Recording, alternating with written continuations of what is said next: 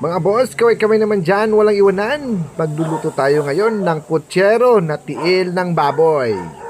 Sa kusina may eksina, tiil ng baboy ang bida. Lagyan mo ng asin at paminta, huwag sobra baka magkakonsensya ka. Mikos-mikos lang ng dahan-dahan, parang nililigawan. Tapos iprito hanggang mag-golden brown.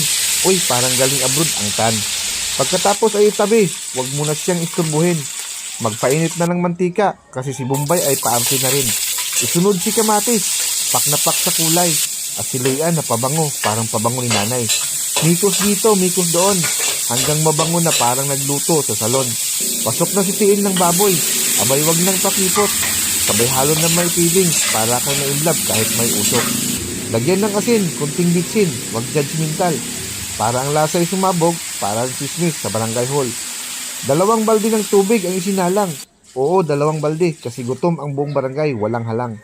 Takpan at pakuluin, hintayin ang kanyang pagbago. Habang nag-aantay, mag-exercise ka raw, sabi sa radyo. Pag lumambot na, uy si Tiil parang nagpaspa.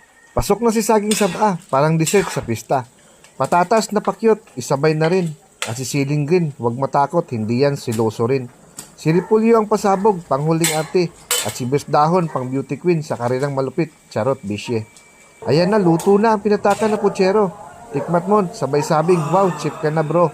Kaya ikaw na ang bahala kung may rice ka pa. Kasi pag sinabayan ng tawa, busog ka na, masaya pa.